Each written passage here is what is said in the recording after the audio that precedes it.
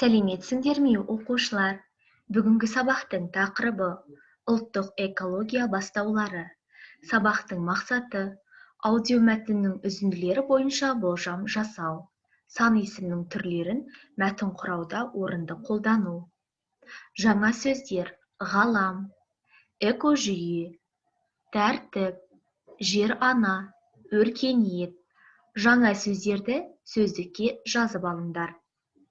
Бірінші тапсырма айтылым тапсырмасы.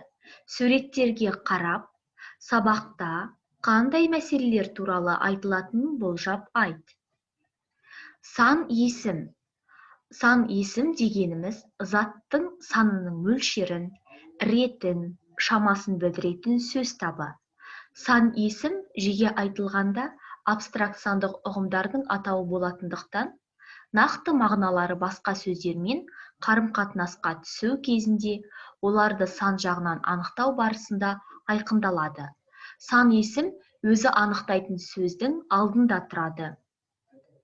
Сан есімдердің жасалуы: есептік сан есім. Өзге сан есім түрлерінің жасалуына негіз болады. Мысалы, 1, 2. Реттік сан есім. Есептік сан есімдерге ыншы, інші. Мысалы, 1, інші, 2-ші жұрнағы жалғану арқылы жасалады. Жинақтық сан есім 1-ден 7-ге дейін есептік сан есімге ау, еу қосымшасы жалғану арқылы. Мысалы, 1 еу, 1 еу, 6 ау, 6 ау. Топтық сан есім дан, ден, тан, тен қосымшалары жалғану арқылы жасалады. Мысалы, 6-дан, 100, 100-ден. Болжалдық сан есім. Есептік сан есімге көптік жалғауы қосылуы арқылы. Мысалы, 40-тарда, 3-терде тағы сол сияқты шамалы, шақты, жуық және тағы да басқа сөздер тіркесуі арқылы жасалады. Мысалы, 100 шақты, 50-ге жуық, 30 шамалы. Бөлшектік сан есім шығыс септік жалғауы мен тәуелдік жалғаулы сөздің тіркесінен жасалады. Мысалы, 10-на 2 бөлігі. Жазылым тапсырмасы, 4-ші тапсырма, 88-ші бет.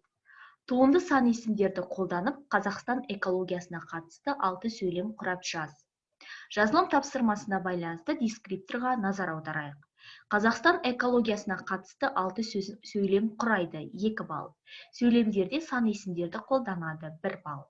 Сөйлемдегі сөздердің орын тәртібін сақтайды, 1 балл. Жазу сауаттылығын сақтайды, 1 балл.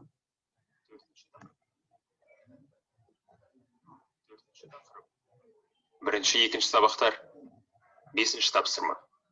Ертеде жоңғар шапқыншылары өрттей қаптап, қазақ жерін таптап келе жатады.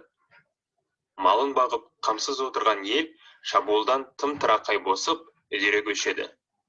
Сонда бір үй ғана түтінін түтетіп отыра береді.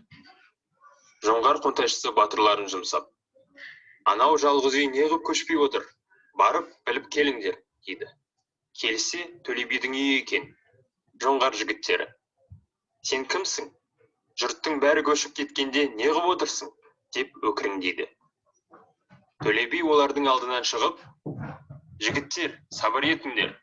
Алдымен үлкен кісіге сәлем бермейсіңдер ме?» дейді.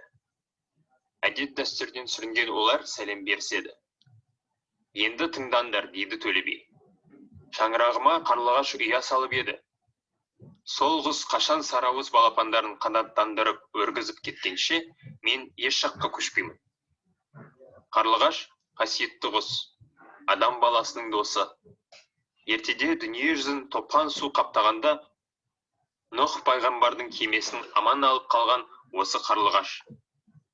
Адам баласына қастандық жасамақ болған жыланнан да қорғап қалған осы қарлығаш. Жау келді деп, үйімді жығып, ұясын бұзып, бейкүнә балапандарын шырылдатар жайым жоқ. Сендердің де бала-шағаларыңды улатып, шулатып қырып, қырғын-сүргін қылып жатса, жақсы көресіңдер ме? Бар, хандарыңа осы сөзімді айтып барыңдар». Жоңғар жігіттері Төле бидің осы сөзін айтқанда қонтайшы: «Әулие адам екен, оған тимеңдер, төңірегіндегі елін де қозғамаңдар», депті. Содан былай қарай Төле би Қарлығаш әулие атаныпты.